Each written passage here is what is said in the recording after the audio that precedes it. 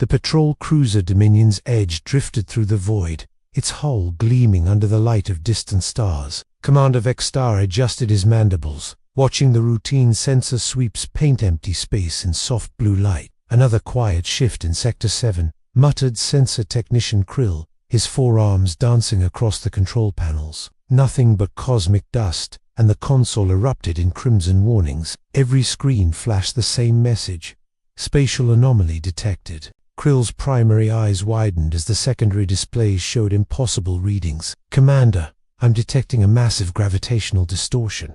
It's moving." The bridge lights flickered as the ship's sensors struggled to process the data. Outside the viewport, space itself seemed to ripple like water disturbed by an unseen stone. "Classification." Vextar's voice carried the authority of 1,000 conquered worlds. "Unknown, sir." "The object is..." "Commander, it's accelerating beyond anything in our databases. Current velocity exceeds Imperial Dreadnought maximum by factor 7... Factor 12. The numbers climbed impossibly high as something streaked across their sensors, a blur of motion that defied every law of physics the Empire had codified across 10,000 years of galactic dominance. "Enhance visual tracking," Vextar commanded, his scaled hands gripping the command throne. The main screen shifted to maximum magnification. For a split second, they caught a glimpse of sleek, dark shape that seemed to absorb light itself, moving faster than their cameras could follow. No identification transponder, no energy signature, no engine trail.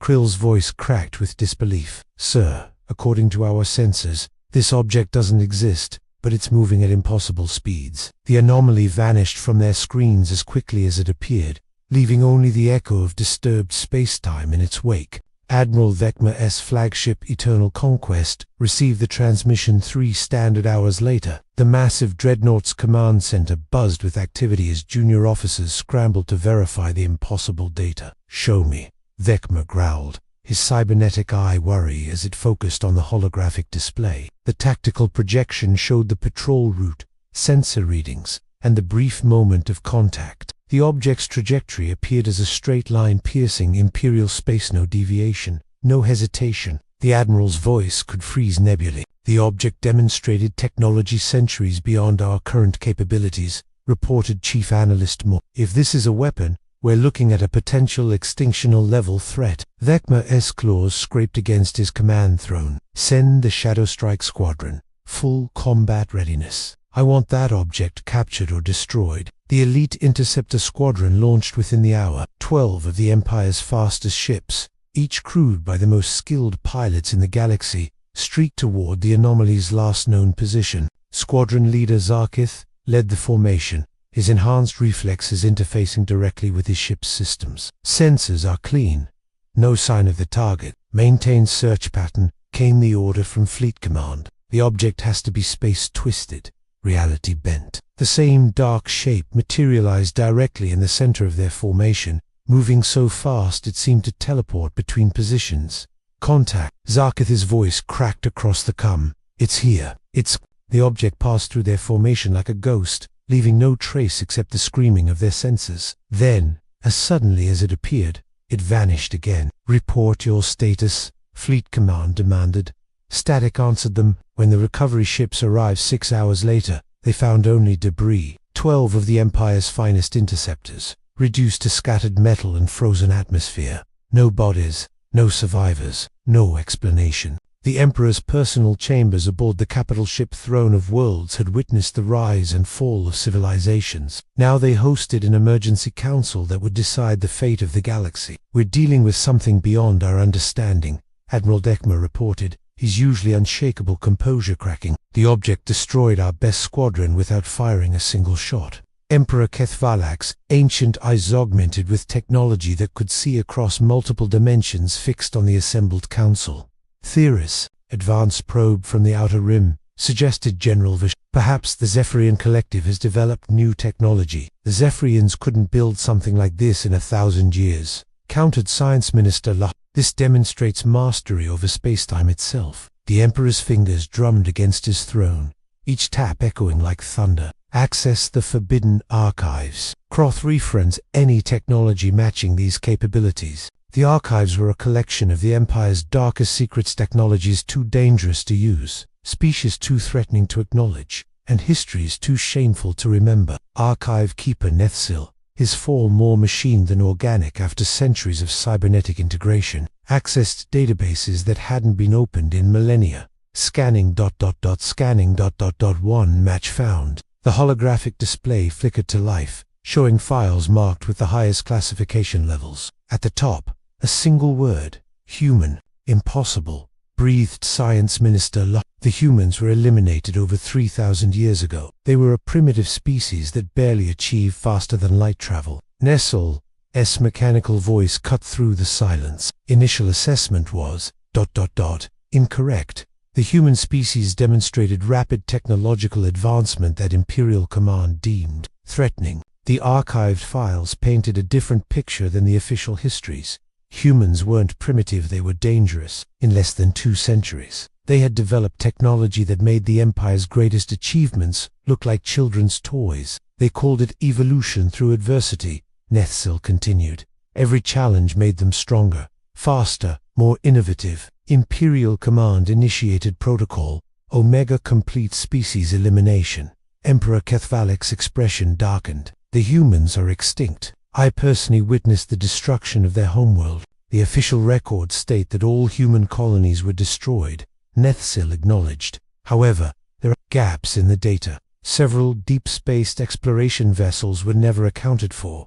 The chamber fell silent as the implications sank in. If humans had survived, if they had continued their technological evolution for 3 millennia, the object appeared again, interrupted a communications officer, his voice trembling. It's heading directly for the capital fleet. The bridge of Throne of Worlds became a hurricane of activity. Every screen showed the same impossible reading. The object was approaching their position at speeds that should have torn apart spacetime itself. All batteries, prepared to fire, ordered Admiral Vec. If this is a weapon, we'll destroy it before it can. The object materialized directly in front of the massive dreadnought, close enough to touch. Every weapon system locked onto it, but none fired. The targeting computers couldn't process what they were seeing. Beautiful, whispered a sensor technician. The object wasn't a weapon. It was a ship, sleek, organic-looking, covered in patterns that seemed to shift and flow like living metal. It pulsed with internal light, as if powered by a captured star.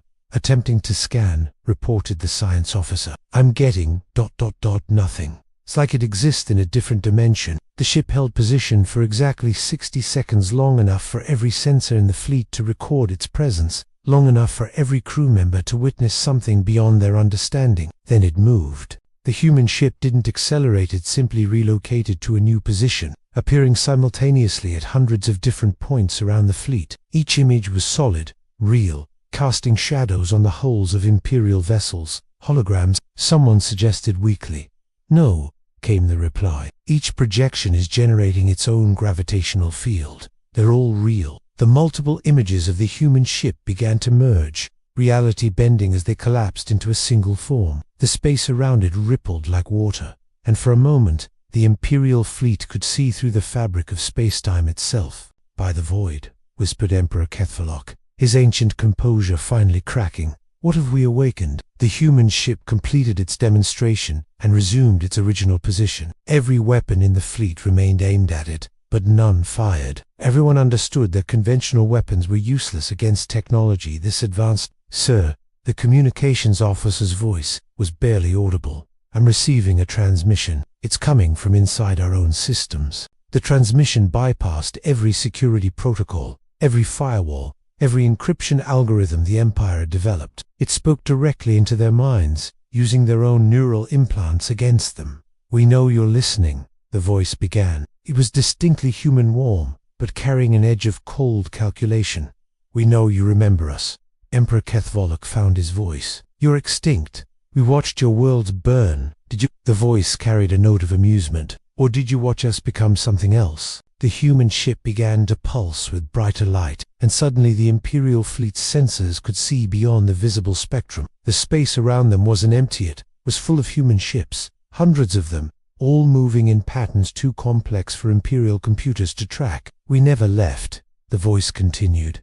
We just got faster. The invisible fleet became visible for exactly 1 second, enough time for the Imperial sensors to register vessels that dwarfed their largest dreadnoughts, ships that seemed to exist in multiple dimensions simultaneously. 3,000 years ago, you tried to eliminate us because you feared what we might become, the human voice explained. You were right to fear us, but you were wrong about one thing. The human ships began to fade from visual range, but their presence could still be felt, a pressure on reality itself, like standing at the edge of a black hole. We're not here for revenge, the voice said. We're here to deliver a message. The galaxy is about to change. You can evolve with it, or you can become extinct. Emperor Kithvalak's cybernetic implants sparked as he forced himself to respond.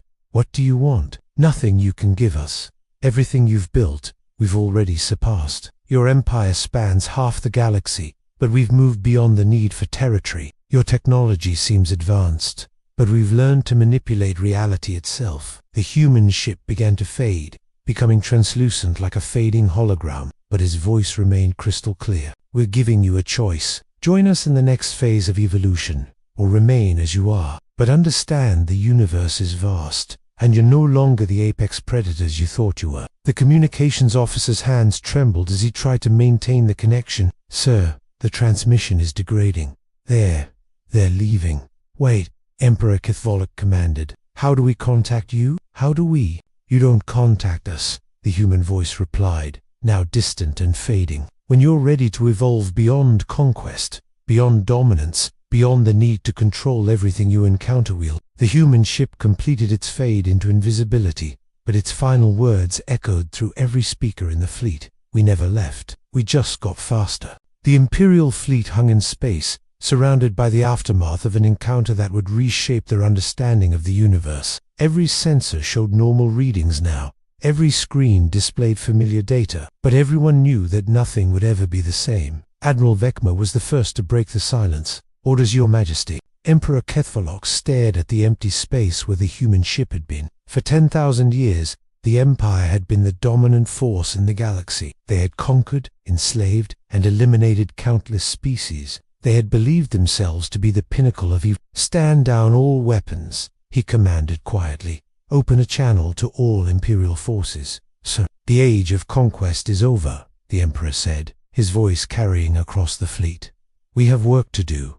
We have evolving to do. In the depths of space, invisible to Imperial sensors, the human ships continued their patterns of movement. They had delivered their message. Now they would wait to see if the Empire could learn to grow beyond its need to dominate. Some lessons, after all, could only be learned through choice, not force. The universe held its breath, waiting to see which path the Empire would choose. In the void between stars, humanity watched and waited, masters of speed and time, guardians of possibilities that stretched beyond the Empire's imagination. And in the silence of space, the message echoed, we never left, we just got faster. The future remained unwritten, but one thing was certain, the galaxy would never be the same. Commander Vexstar stood alone on the bridge of Dominion's edge, staring at the sensor logs that had started it all. The readings seemed impossible now, but they were proof that the universe was far stranger and more wonderful than the Empire had ever imagined. Somewhere in the darkness between stars, humanity moved at impossible speeds, carrying with them the promise of evolution for those brave enough to embrace it. The age of pure conquest was ending. The age of transcendence was about to begin, and in the vast expanse of space, the human ships continued their eternal dance, waiting for the Empire to take its first steps toward a future beyond its wildest dreams. The message would be remembered for generations. We never left. We just got faster.